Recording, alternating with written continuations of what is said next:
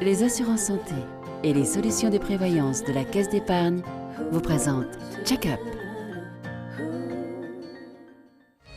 Medialp, 20 points de vente dans la région, de vente et location de matériel de confort médical, vous présente Check-up.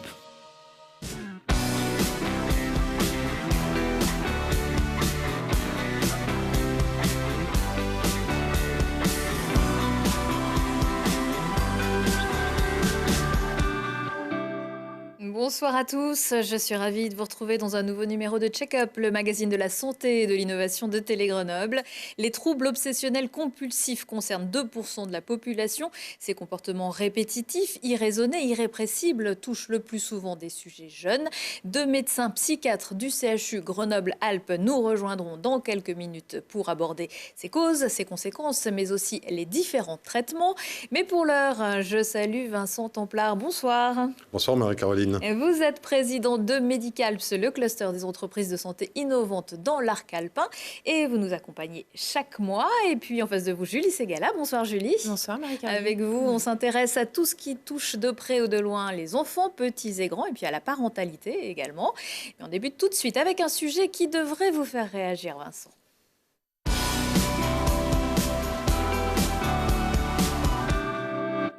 Le campus des technologies de la santé avance. Est-ce que vous pouvez nous expliquer, Vincent, ce qui s'est passé début juin sur le site de Biopolis ?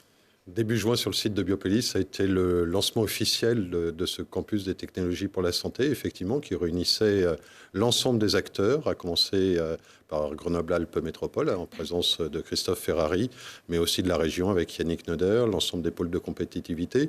C'est un projet qui a été monté depuis maintenant 4 ans environ, et qui va voir enfin le jour avec un lieu destiné à l'ensemble des acteurs qui contribuent au développement de cette filière. Et ce sera sur le site de Biopolis, parce que je crois que le rez-de-chaussée a été laissé vacant par une entreprise qui déménage. Il y a eu plusieurs entreprises qui ont déménagé effectivement ces derniers temps. L'occasion fait le larron. L'occasion fait le larron, sachant qu'effectivement ça va être un lieu dans un premier temps de 250 mètres carrés dans le bâtiment de Biopolis, qui est la pépinière qui a maintenant une douzaine d'années, pépinière destinée aux entreprises des technologies pour la santé. Et puis dans un deuxième temps, c'est pour ça qu'on parle d'un campus quand même des technologies pour la santé, ce premier lieu est en principe un lieu provisoire et il y aura un lieu plus grand pour implanter un certain nombre d'entreprises. Alors vous l'avez dit, Grenoble-Alpes Métropole était présente et on va écouter tout de suite son président Christophe Ferrari. On est ici à Biopolis, c'est-à-dire un lieu qui héberge des startups, donc tout ce qui est medtech et filière santé.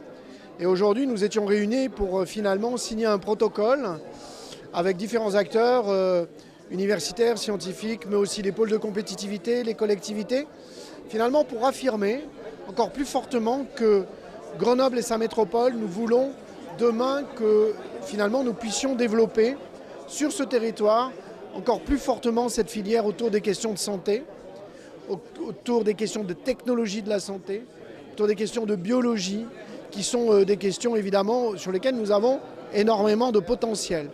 Nous fabriquons un totem ici, un totem, c'est-à-dire finalement ce qui permet de marquer, d'identifier le lieu pour lui donner encore plus de visibilité, qu'on puisse accueillir des délégations étrangères demain, qui viendront dans ce lieu totem, avec de quoi les accueillir, avec de quoi tout simplement leur montrer tout ce que nous faisons en matière de santé.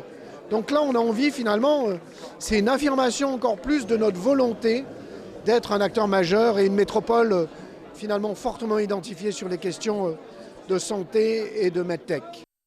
Et la suite, ce sera quoi, Vincent, dans l'immédiat des travaux, une ouverture prévue pour quand ? Alors l'inauguration, en principe, devrait avoir lieu en fin d'année. Les travaux vont commencer incessamment sous peu.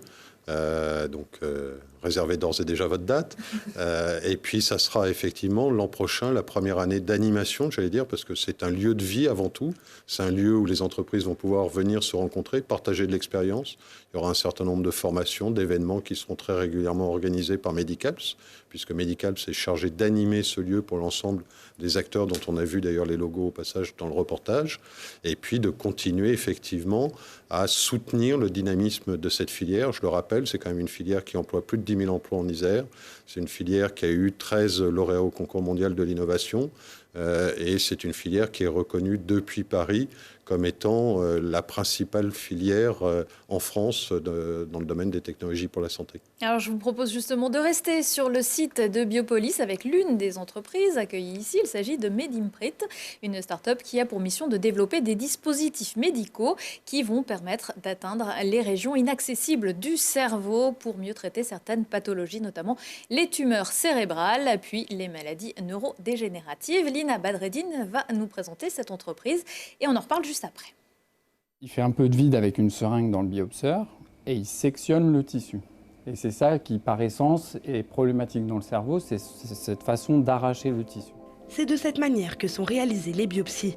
Lorsqu'un patient est atteint d'une tumeur, pour éviter de sectionner le tissu cérébral, les zones péritumorales ne sont pas prélevées et donc pas analysées. Pourtant, c'est le principal site des récidives. Pour pallier le problème, Medimprint crée ce stylet inspiré des outils de biopsie.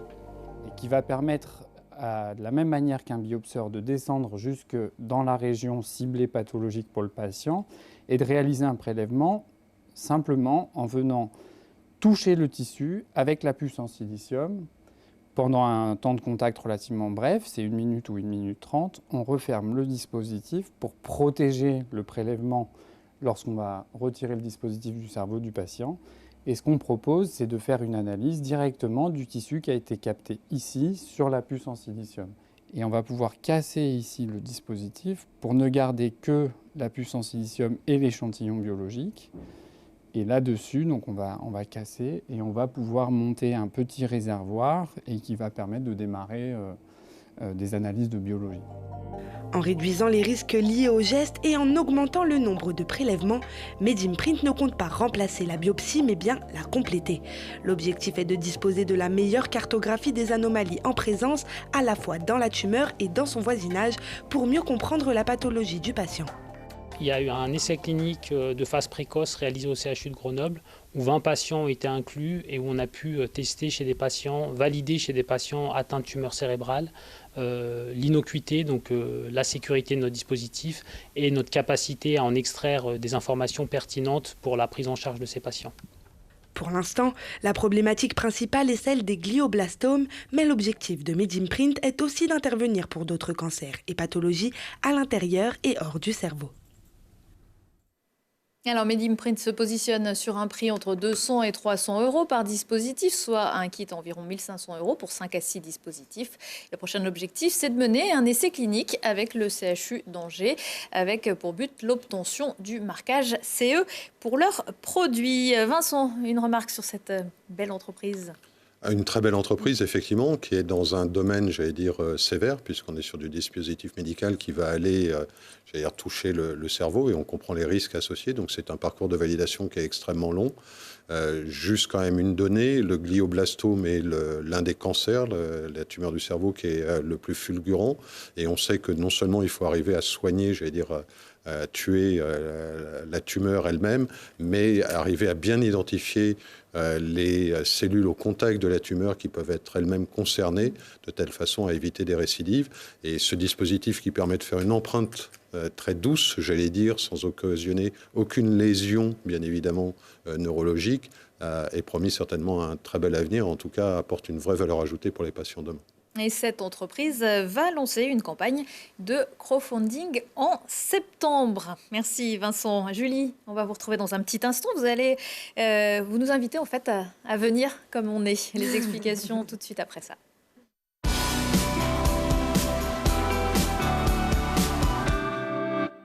Un accident sur les pistes de ski pendant les vacances d'hiver, une naissance prématurée ou une maladie de longue durée. De nombreux parents sont chaque année confrontés à l'hospitalisation de leurs enfants pour une journée dans le meilleur des cas, pour plusieurs mois dans les cas les plus extrêmes. Et quand ça arrive loin de chez eux, pas facile de s'organiser pour rester à leur chevet. C'est là qu'intervient la Fondation Ronald McDonald et son concept de maison des parents. Et oui, alors c'est comme un refuge, un cocon loin de chez eux où ils peuvent en fait recréer la routine du quotidien en dehors des visites à l'hôpital. Les maisons de parents, en fait, ce sont des lieux construits à côté des gros centres hospitaliers qui accueillent les familles d'enfants hospitalisés. Parce qu'une hospitalisation, eh bien, c'est éprouvant et parce qu'un hôtel, eh bien, ça coûte cher. L'idée, c'est de leur offrir une chambre et des espaces de vie tout équipés pour en fait leur faciliter un peu la vie. Alors à Grenoble, la maison des parents est située à quelques pas de l'hôpital Couple-Enfants. Je vous propose de la découvrir. Faire la cuisine, passer le balai ou étendre son linge, des gestes anodins qui prennent ici tout leur sens pour ces familles. Toutes ont un enfant hospitalisé au CHU de Grenoble. La maison des parents, c'est donc un endroit rassurant et surtout très pratique à 2 pas de l'hôpital. Je pense que la maison en elle-même a été très bien bâtie pour à la fois permettre à des moments de solitude, quand on a besoin de venir, de pleurer, de se retrouver nous-mêmes, mais aussi d'échanger comme dans cette cuisine où on va partager, finalement, on va peut-être commencer à parler de cuisine et des choses banales de la vie et puis tisser des liens. Ça enlève un poids énorme parce que financièrement, mentalement, même au niveau de l'organisation, on n'a pas à chercher, on est à 2 pas de la petite. Ouverte en janvier 2012 par la Fondation Ronald McDonald, la maison de Grenoble dispose de 20 chambres pour 1 à 5 personnes, toutes équipées d'une salle de bain. De grands espaces communs ont été aménagés pour accueillir les parents, mais aussi les frères et sœurs, voire les grands-parents. Présente 7 jours sur 7, une équipe propose des temps d'animation et de relaxation, comme des ateliers jardinage, des repas partagés, des massages ou simplement une coupe de cheveux. Quant aux enfants, quel que soit leur âge, des espaces de jeu ont été aménagés. Un véritable cocon à la fois exutoire et lieu de vie pour ceux qui peuvent en bénéficier. C'est vraiment le service dans lequel est hospitalisé l'enfant qui va faire une demande d'hébergement auprès de la maison des parents en expliquant la situation de l'enfant. On a un critère de distance, tout d'abord, puisque l'objectif est vraiment de permettre aux familles qui habitent loin de Grenoble, donc à plus de 50 km, de pouvoir rester proches de leurs enfants sans avoir besoin de faire les allers-retours tous les jours, ce qui peut être très pénible. Et ensuite, on a également le service dans lequel est hospitalisé l'enfant, puisque à l'hôpital Couple-Enfants, il y a des services qui ont des lits accompagnants, qui peuvent permettre à au moins un parent de dormir auprès de l'enfant. Ce n'est pas le cas dans tous les services. Donc les services qui n'en ont pas sont par définition prioritaires. La maison des parents de Grenoble héberge près de 400 familles par an, des familles qui restent en moyenne 10 jours sur place pour le prix symbolique de 10 € la nuit. Alors à l'origine, en 2012, la maison ne comptait que 16 chambres. Et puis quand le bâtiment juste à côté s'est libéré, eh bien, l'équipe a sauté bien sûr sur l'occasion pour aménager 4 chambres supplémentaires, dont une chambre double qui peut accueillir jusqu'à 5 personnes. Il faut savoir que la majeure partie des familles vient de Savoie et de Haute-Savoie et que le séjour le plus long a duré 379 nuits, donc c'est quand même plus d'1 an. Et que le taux de remplissage flirte avec les 80% tous les ans en fait. Et comment sont financées ces maisons, Julie ? Alors déjà, la maison des parents de Grenoble est gérée par l'association des Vallées et des Cœurs. Il faut compter environ 3 millions d'euros pour construire un établissement tout équipé comme celui-là. Il faut environ 400 000 € par an pour bien la faire fonctionner. Donc les nuitées représentent 15 à 20% des rentrées d'argent puisque les parents donnent 10 € par nuit. Il y a aussi les dons et une participation de la Fondation McDonald.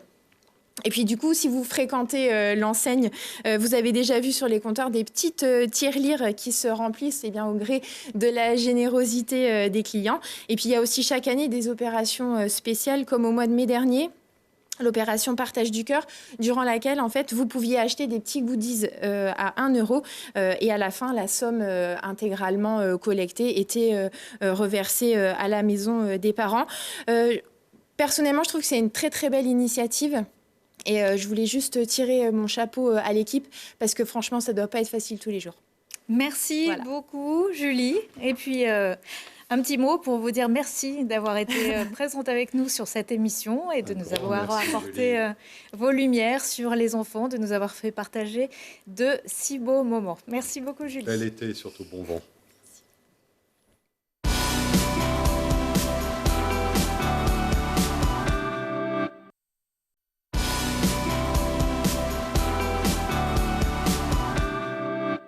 De retour dans Check-up pour parler des TOC, les troubles obsessionnels compulsifs.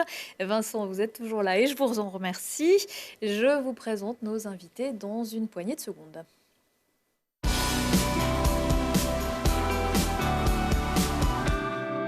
Deux psychiatres viennent donc de nous rejoindre. Professeur Thierry Bougerolles, bonsoir. Bonsoir. Vous êtes chef de service du service psychiatrie au CHU Grenoble-Alpes. À vos côtés, le professeur Mircea Polosan. Bonsoir. Bonsoir. Vous êtes, vous, également professeur au CHU Grenoble-Alpes, attaché à l'Institut INSERM des neurosciences, le GIN, c'est bien ça? Tout à fait. Donc vous travaillez tous les deux, entre autres, sur les troubles obsessionnels compulsifs. On emploie parfois le terme de TOC dans le langage de tous les jours pour dire de quelqu'un qu'il a un comportement ou une réaction bizarre, mais c'est une vraie maladie. On va en parler ensemble. Alors, professeur Bougerolles, qu'est-ce qui différencie un TOC d'une manie un peu excessive? Alors c'est effectivement la question principale. Le terme de manie qu'on emploie dans le langage courant désigne des comportements effectivement un petit peu répétitifs, des petites manies, comme on dit, de rangement, de nettoyage, etc. Ça, c'est pas pathologique, c'est pas une maladie. Et d'ailleurs, beaucoup de nos concitoyens, enfin population générale, comme on dit, beaucoup de gens présentent des symptômes comme ça. On estime qu'il y a au moins 3/4 de la population qui présente des symptômes obsessionnels. Et seule une petite partie vont avoir des symptômes suffisamment sévères et suffisamment invalidant pour qu'on puisse parler de pathologie.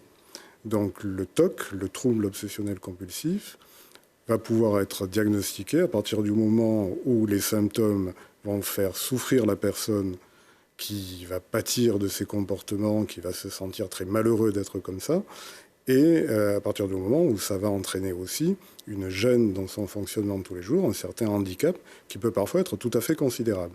Et quand on définit le TOC comme une pathologie caractérisée, là, ça concerne heureusement moins de personnes, mais c'est quand même en gros 2% de la population.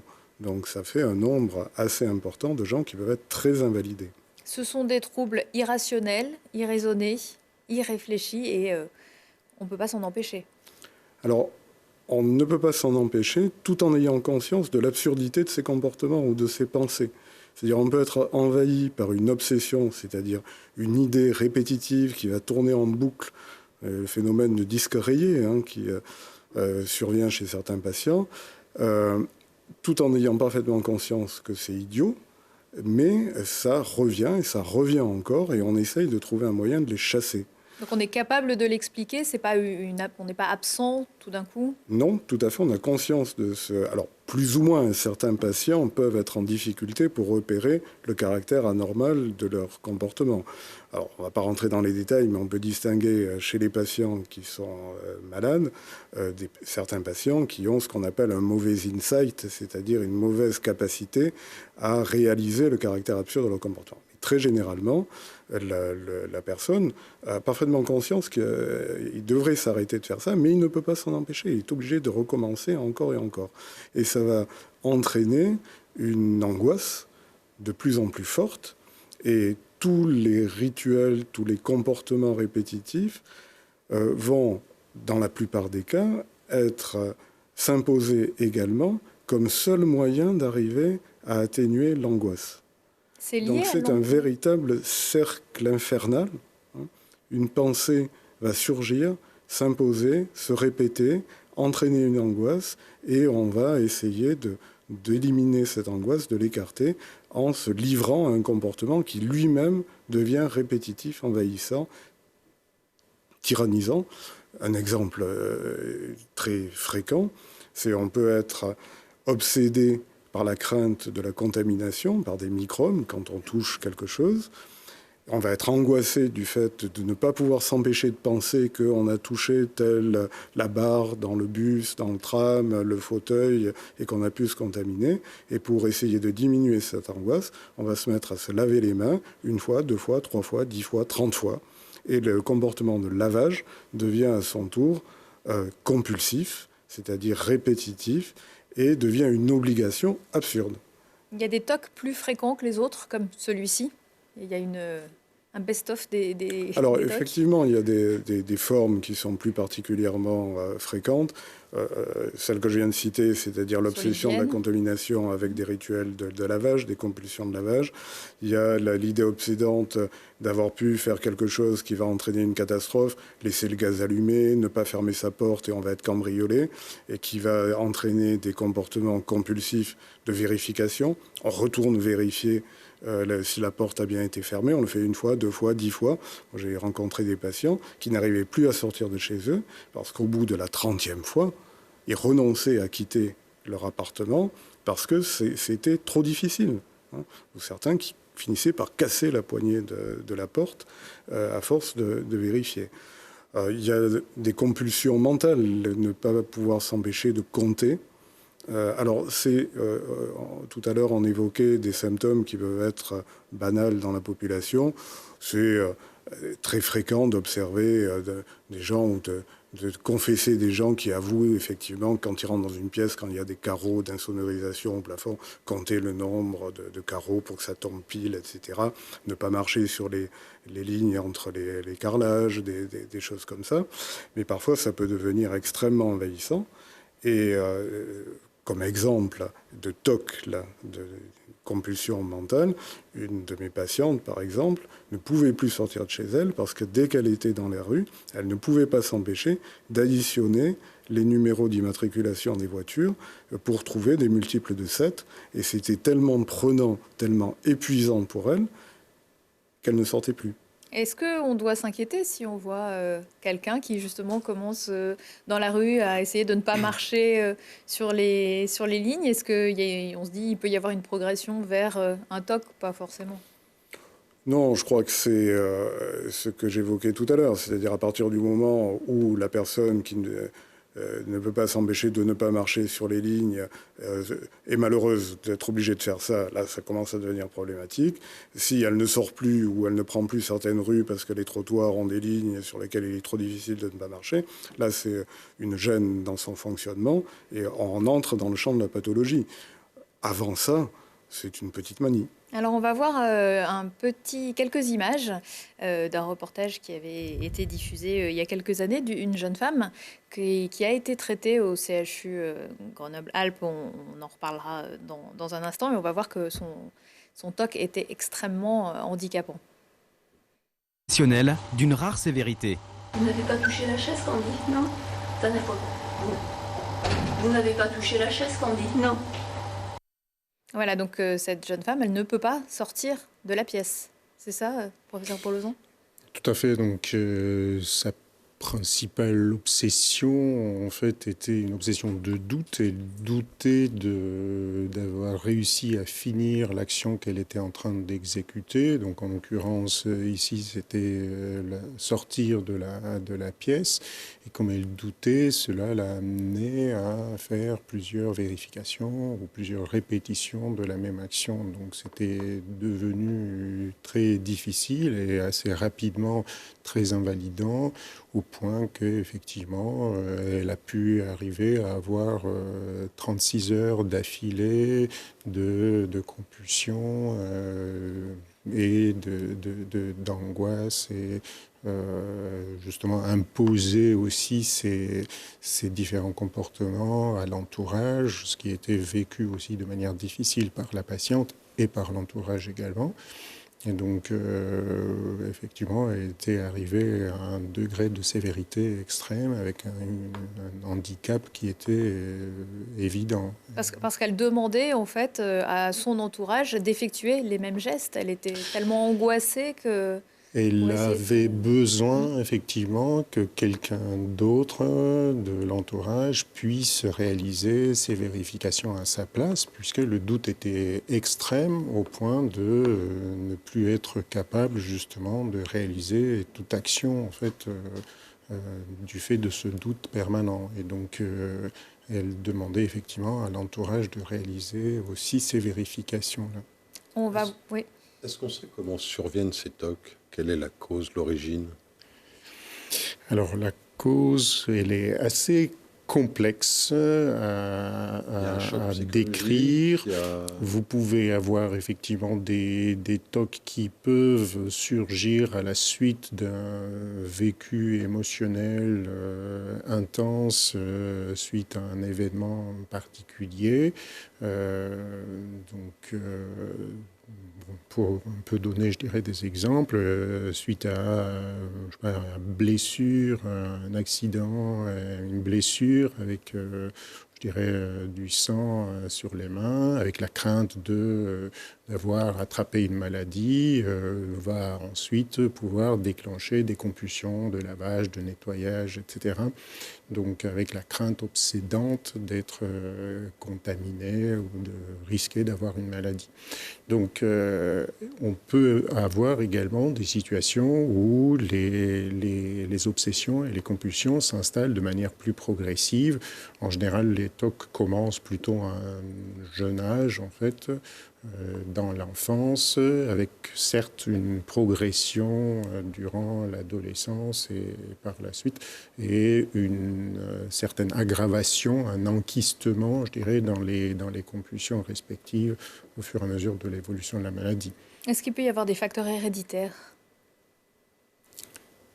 ou génétiques? Il y a effectivement une composante génétique qui est supposée présente au moins dans certaines formes de troubles obsessionnels. Maintenant, la question de l'hérédité et de la génétique dans les pathologies psychiatriques d'une façon générale est très complexe parce que c'est très certainement plusieurs gènes qui peuvent être impliqués dans l'apparition de symptômes particuliers. Ce qui a pu être montré, c'est que certains gènes qui interviennent dans le métabolisme de la sérotonine, qui est un neuromédiateur particulier au niveau du cerveau, semblent pouvoir être impliqués dans certaines formes de TOC, ce qui peut permettre de comprendre, entre autres, que des médicaments psychotropes qui agissent sur cette même sérotonine se sont montrés efficaces dans le traitement des TOC et sont utilisés d'ailleurs dans le traitement de ces pathologies. Donc il y a une composante génétique qui fait qu'il peut y avoir un caractère familial chez certains patients où on va retrouver des situations comparables à travers les générations. Mais ce n'est pas la totalité des TOC et pour l'instant, on est encore à la recherche de l'ensemble des gènes qui peuvent être impliqués. Est-ce que les TOC sont consécutifs à des dysfonctionnements cérébraux ou émotionnels? Alors effectivement, des études en imagerie effectuées chez l'homme, ainsi que certaines études justement réalisées sur des modèles précliniques ont permis de mettre en évidence le lien entre ces symptômes, donc les obsessions et les compulsions, et le dysfonctionnement de certains neurocircuits dans le cerveau, donc qui relient notamment certaines régions du cortex cérébral avec des régions qui sont plus profondes et qu'on appelle donc les ganglions de la base. Donc c'est, je dirais, cette hyperconnectivité et une hyperactivité de ces régions respectives peut être corrélée à la sévérité des symptômes obsessionnels et compulsifs. Donc vous ne penchez pas du côté des dysfonctionnements émotionnels? L'un n'exclut pas l'autre, parce que les émotions sont également le résultat d'une activité cérébrale particulière qui met en jeu justement les circuits que vient d'évoquer le professeur Polozan. Et donc il y a des dysfonctionnements aussi émotionnels qui vont intervenir dans ces pathologies. Et l'anxiété et l'angoisse dont on parlait tout à l'heure reflètent d'ailleurs cette activité aberrante, on va dire, des circuits émotionnels. Là, par contre, où moi, personnellement, mais je pense que le professeur Polozan est aussi de cet avis-là, je n'adhère pas aux explications plus psychologiques des TOC qui ont prévalu à une époque, pour tout un tas de raisons, et qui reliaient le développement de ces pathologies à des problèmes de développement au cours de l'enfance liés à la construction de l'inconscient. C'est dans le cadre notamment de toutes les théories psychanalytiques que ces explications avaient été avancées, qui ne résistent pas aux preuves de la recherche actuelle sur les TOC. Je pourrais juste compléter par le fait que, comme le disait le professeur Bougerolles, on n'exclut pas du tout la dimension émotionnelle qui existe effectivement dans les TOC, mais les neurocircuits dont je vous ai parlé, justement, ils ont une organisation fonctionnelle précise, avec une partie de ces neurocircuits qui, je dirais, est impliquée dans la régulation du comportement moteur, une autre partie dans la régulation du comportement émotionnel, ou alors une autre partie impliquée dans tout ce qui est cognitif, dans ce qui est de l'ordre de la pensée. Donc, quand on parle du cerveau et de certains neurocircuits, ça n'exclut pas du tout les différentes composantes du comportement humain. On l'a vu, vous nous l'avez expliqué tout à l'heure en donnant quelques exemples, ces TOC peuvent avoir des répercussions graves sur la vie quotidienne.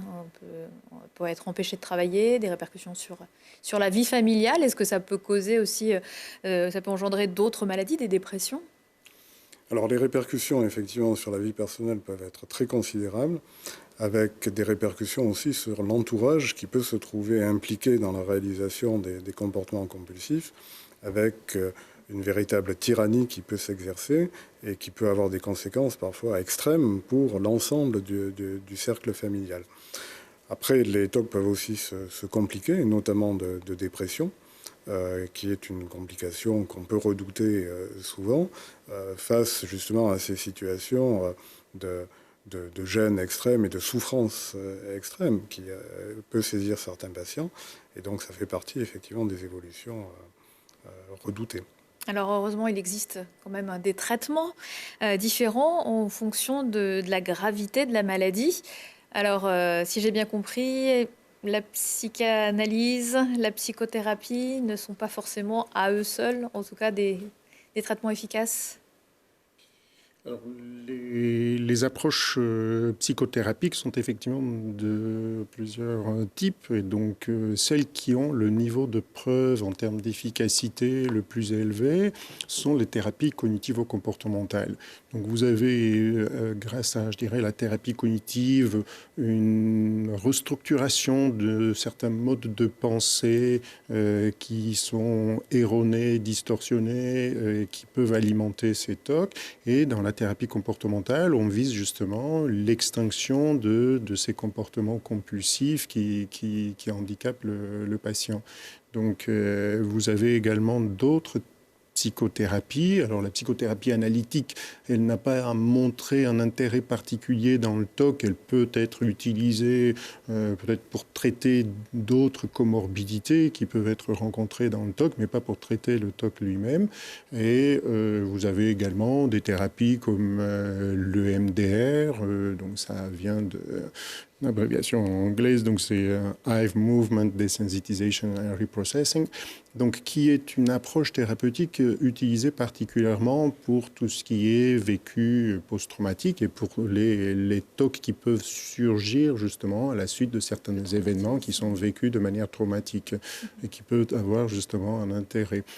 Donc, vous avez, en plus de ces approches psychothérapiques, vous avez également donc, les traitements pharmacologiques qui représentent un des piliers de la prise en charge. Ce sont des traitements lourds les médicaments, est-ce qu'il faut s'astreindre à 3 boîtes de médicaments par jour? Je ne sais pas ce que ça veut dire, un traitement lourd, mais par contre, donc les traitements pharmacologiques qui sont surtout à base d'agents sérotoninergiques, mais on peut avoir aussi des stratégies de potentialisation par d'autres traitements, donc peuvent être justement et doivent être utilisés à des posologies plus élevées que celles qu'on utilise par exemple dans la dépression, pour avoir justement cette efficacité clinique qu'on recherche et qui ne sera pas immédiate. Donc si vous prenez aujourd'hui le traitement, demain vous ne serez pas guéri. Mais par contre, donc justement, il faut attendre que cet effet se manifeste après plusieurs semaines, plusieurs mois de traitement. Et ce sont alors des traitements à vie pour la personne concernée? La plupart du temps, il s'agit aussi de savoir, je dirais, le degré de sévérité. Et en fonction de ce degré de sévérité de la maladie, on peut essayer d'avoir un certain algorithme de prise en charge. Et donc, si le sujet répond à un traitement, en fonction de la sévérité de la maladie, si elle n'est pas très importante, vous pouvez au moins attendre, vous devez attendre au moins 18 mois à 2 ans avant d'éventuellement revoir si c'est nécessaire, enfin si c'est possible, je dirais, de revoir ces traitements. Mais en général, ce sont des traitements qui sont au long cours, effectivement. Et alors pour les formes les plus sévères, il existe depuis quelques années l'électrostimulation cérébrale. C'était le professeur grenoblois Halim-Louis Benabid qui l'a mis en place au départ pour la maladie de Parkinson.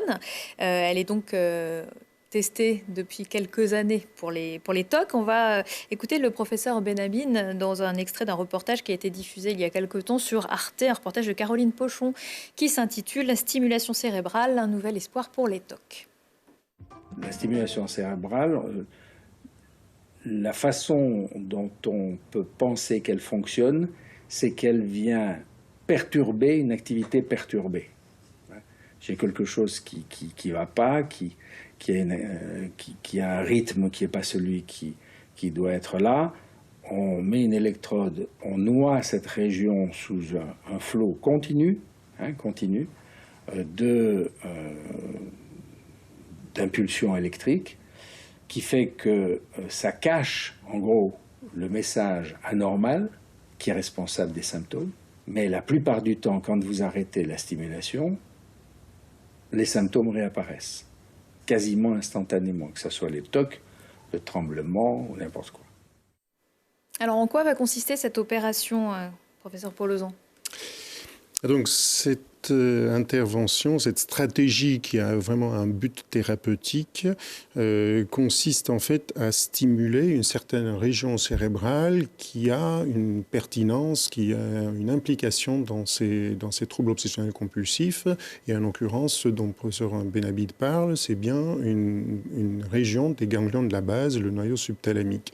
Donc, stimuler cette région se réalise via une électrode qui est implantée dans cette région-là via une chirurgie qu'on appelle stéréotaxique. Donc, on va juste voir quelques images de l'extrait suivant, mais sans le son peut-être pour que vous puissiez nous expliquer. Parce que, voilà. Donc là, c'est le neurochirurgien, votre collègue de Grenoble. Tout à fait. Donc, on reconnaît le professeur Chabardès qui... mais vous le connaissez. Qui explique donc au patient, puisque le patient est conscient. Tout à fait. Le patient, donc, l'intervention se déroule, elle peut se dérouler sous anesthésie générale, mais la plupart du temps, et je vais vous expliquer pourquoi, on réalise cela à Grenoble sous anesthésie locale, puisqu'on ne doit pas bouger du tout, puisqu'on a besoin d'une précision millimétrique, justement. On a donc besoin de fixer la tête du sujet avec les vis qui sont juste dans la table externe du crâne fixée. Et ensuite, on réalise un trou dans l'os qui est très petit et via lequel on peut, avec l'aide d'un robot, descendre justement l'électrode respective avec l'aide d'un guide. Et c'est effectivement ce que vous voyez en ce moment. Une fois qu'on a réalisé ce trou, donc vous voyez l'électrode qui est mise dans le guide, qui est descendue au niveau cérébral jusqu'à la région cible. Comment on en sait qu'on se est... servant justement aussi d'un enregistrement péropératoire électrophysiologique. Donc on fait des enregistrements de l'activité neuronale de cette région cible, ce qui nous permet justement de confirmer qu'on est effectivement dans la région recherchée et ce qu'on a déjà planifié avant l'intervention, ce que le chirurgien donc planifie avant l'intervention évidemment. Alors vous nous avez apporté d'autres images que l'on va voir également tout de suite. Est-ce que vous pouvez nous expliquer ce qui se passe là ? Alors, on a besoin bien de confirmer que l'on est dans la région émotionnelle, cognitivo-émotionnelle du noyau subthalamique en l'occurrence. Et donc, on voit à gauche les potentiels d'action, l'activité neuronale, les décharges donc, des neurones au niveau de la région cible. Et à droite, vous avez une reconstruction péropératoire de ce qu'on appelle les potentiels de champs locaux. Donc, ce sont une méthode qui vous permet de confirmer le type d'activité neuronale dans la région où vous avez mis l'électrode respective. Donc, le patient est conscient, vous lui faites faire des tests également. On va le voir, voilà, on va voir que le patient a là une espèce de joystick. Tout à fait. Donc on a besoin, on va dire, parce que c'est vrai que le patient, dans les conditions opératoires, ne peuvent pas aussi facilement, je dirais, réaliser les compulsions qui peuvent être provoquées par certains stimuli. Donc on a besoin de mettre en évidence via certains tests les dimensions, je dirais, contributives qui constituent le TOC. En l'occurrence, ici, vous aviez un test qui évaluait la capacité d'inhiber un comportement, une action appuyée sur le joystick et à certains moments, à certains stimuli. Donc, c'est cette capacité d'inhiber, de reprendre le contrôle sur ces compulsions est évaluée pendant l'intervention, ce qui nous permet aussi de voir le lien entre la région cérébrale visée et les symptômes comportementaux que le patient présente, les symptômes qu'on présente. Est-ce que la guérison avec ce système, est-ce qu'on peut parler de guérison d'ailleurs? Est-ce que la guérison est complète? Quels sont les résultats? Les résultats peuvent être tout à fait spectaculaires jusqu'à ce que l'on pourrait, puisque ce sont les patients eux-mêmes d'ailleurs qui peuvent évoquer cette amélioration conséquente, et donc jusqu'à la quasi-guérison, puisque le patient peut ne plus présenter ses obsessions et les comportements compulsifs peuvent effectivement régresser complètement. Donc on peut effectivement avoir des améliorations. Et donc dans la cohorte de patients opérés à Grenoble qui bénéficient de cette stimulation, on a à peu près un tiers, 28% plus exactement, de sujets qui sont améliorés de plus de 90%. Donc vous pouvez également avoir une amélioration qui est plus modérée dans les 2 tiers des cas, et on peut avoir certains patients, 10, dans notre cohorte on a à peu près 10% de sujets qui ne répondent pas, en sachant que on a besoin aussi d'avoir du temps pour optimiser les paramètres de stimulation. Vous pouvez avoir la configuration gagnante dès le début assez rapidement, comme on peut avoir aussi besoin d'un certain temps avant d'arriver, je dirais, au niveau optimal de stimulation qui va permettre une amélioration très, très conséquente. Je crois qu'il faut préciser quand même que cette intervention s'adresse à des patients qui sont définis comme totalement réfractaires à tout autre type de thérapeutique. Donc c'est des patients qui sont au-delà des moyens thérapeutiques qu'on a évoqués tout à l'heure. Et donc obtenir ces taux d'amélioration est tout à fait inespéré. Ça ne s'adresse pas à des TOC tout venant, on va dire. Donc c'est des proportions d'amélioration tout à fait considérables. On peut estimer environ 10%, 10 à 20% éventuellement, de patients qui peuvent présenter un niveau de sévérité, de résistance et de handicap justifiant la mise en place d'une telle approche thérapeutique. Au CHU de Grenoble-Alpes, depuis que ce type d'intervention est pratiqué, il y a eu combien d'interventions d'électrostimulation, de mise en place d'électrostimulation? Il faut rappeler que c'est pour l'instant, c'est une stratégie thérapeutique qui n'a pas encore l'autorisation de mise sur le marché, donc qui n'est pas reconnue comme un traitement standard. Donc il est dans d'autres pays.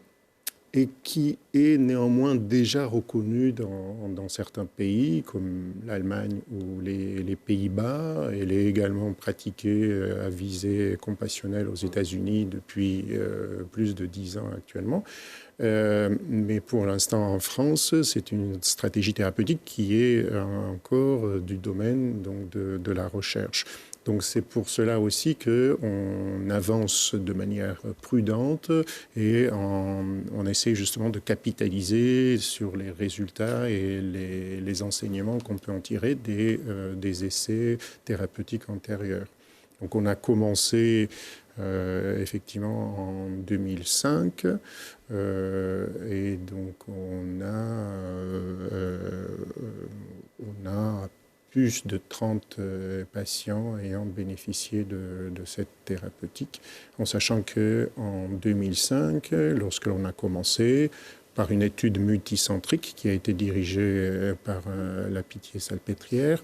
Il y a eu plusieurs centres en France qui ont contribué à cela et on a inclus 16 patients en fait, randomisés en tout cas. Donc on avance d'une manière prudente justement pour arriver à des résultats robustes à terme. Très bien, on va conclure sur ces paroles. On a donc de l'espoir qu'il y ait encore plus de patients qui puissent bénéficier de ces techniques dans les années à venir. Merci beaucoup d'avoir répondu à notre invitation et de nous avoir éclairé sur les troubles obsessionnels compulsifs. En plus, c'est pas facile à dire. Vincent, merci et également d'avoir participé à cette émission. Un grand merci Marie-Caroline, à très bientôt. Et merci à tous de nous avoir suivis. Portez-vous bien et à très vite.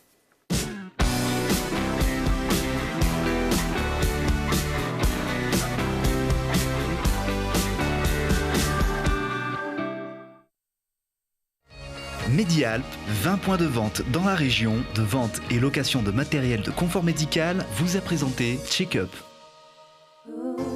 Les assurances santé et les solutions de prévoyance de la Caisse d'épargne vous ont présenté Check-up.